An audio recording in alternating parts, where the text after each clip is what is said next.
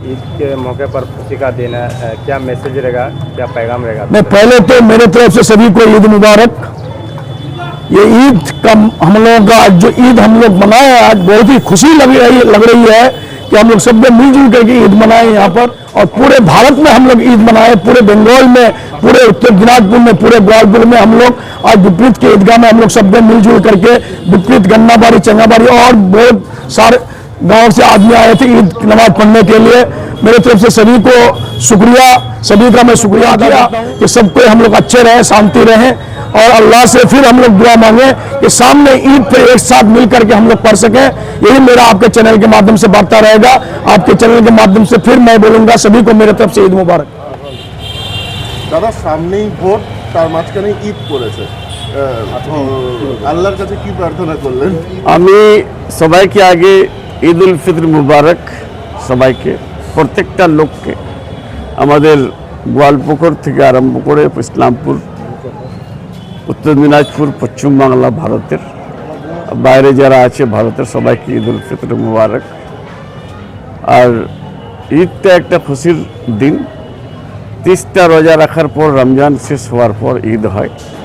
আর আমরা এই 30টা রোজাতে 30 দিনে আমরা প্রেয়ার করি, নামাজ পড়ি, তারাবির নামাজ পড়ি, অনেক দোয়া করি আল্লাহর কাছে कि सारा पश्चिम बांगलार सारा भारतेर परिवेश ठीक थाकुक, जेटा हिंदू मुस्लिमेर शिख ईसाईर कय हजार बछर थेके आमरा एकसंगे आछि।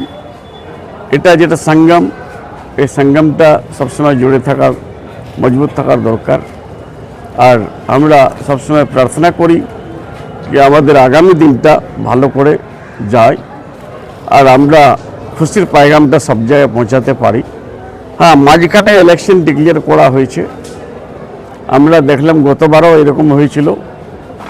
ইলেকশন ঈদে একটু ইলেকশনটা হলে অসুবিধা কি হয়, কে লোকের প্রচার প্রসার করতে একটু অসুবিধা হয়, তার সত্ত্বেও কিন্তু প্রচার প্রসার চলছে। আর ইলেকশনের জায়গায়, ঈদের জায়গায়, প্রেয়ারের জায়গায় আমরা প্রেয়ারটাও যেরকম করেছি ইলেকশনটাও করব। আজকে খুশির ঈদ কীভাবে পালিত করবেন? আমি ওই বিভিন্ন যতগুলো লোক আসে সবাইয়ের সঙ্গে গলা মিলছি, মুসাফা করছি। আর আমাদের যারা মৌলানারা এসছেন, যারা ঈদের নামাজ পড়ান, তারাও আমার সাথে আছে। আর সবচেয়ে বড় ব্যাপার কি আজকের দিনটা একটা হ্যাপিয়েস্ট ডে আমরা সেলিব্রেট করি আমাদের ইসলামিক ক্যালেন্ডারে। এই দিনটা ইতিহাস আছে। এই দিনটার সবথেকে বড় ব্যাপার, খুশির ব্যাপার আছে, আমাদের রেড রেডও ঈদের নামাজ হচ্ছে। আর সব জায়গায় নামাজটা আমরা ভালো করে পড়লাম। এটাই আমাদের আল্লাহর কাছে আমাদের প্রার্থনা ছিল যে আমরা ঈদের নামাজটা ভালো করে পড়তে পারি, ঈদের নামাজটা ভালো করে পড়তে পারি। মানে বিষয়টা হচ্ছে এটা হলো মুসলিম ধর্মাবলম্বীদের সবথেকে বড় উৎসব।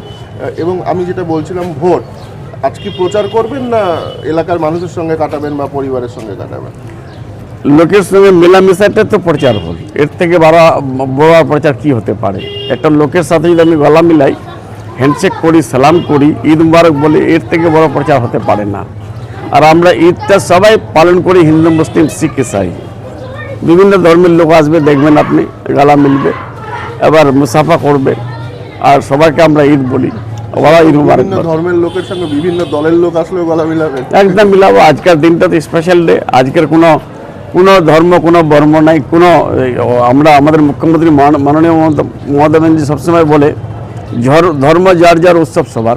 এটা উৎসবটা সবাই পালন করছে। ঠিক আছে। এটা তো আমাদের পবিত্র মাস, আজকে আমরা ঈদ পালন করলাম। আমার তরফ থেকে সবাইকে ঈদ মুবারক, ঈদের শুভেচ্ছা, অভিনন্দন।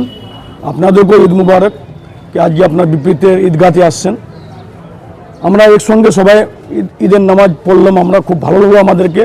এই তেহবারটা আমাদের খুব বড় তেহবার, আমাদের 12 মাসের মধ্যে 1 মাস আসে। এটাকে আমরা ভালো করে পালন করি আর ভালো করে ইবাদত করি। আমরা এই মাসে রোজা রাখি, তারাবি নামাজ পড়ি, কোরআন পাকের ইবাদত করি আমরা। সেই জন্য এই মাসটা আমাদের খুব পবিত্র মাস। সেই জন্য আমি আপনার এই চ্যানেলের মাধ্যমে সবাইকে বলবো যে ঈদ আবার যেন আমরা সবাই জীবিত থাকি, সবাই যেন ভালো থাকি, সবাই যেন সুস্থ থাকি, আবার সামনে যেন ঈদ নামাজ একসঙ্গে সবাই মিলে পড়তে পারি।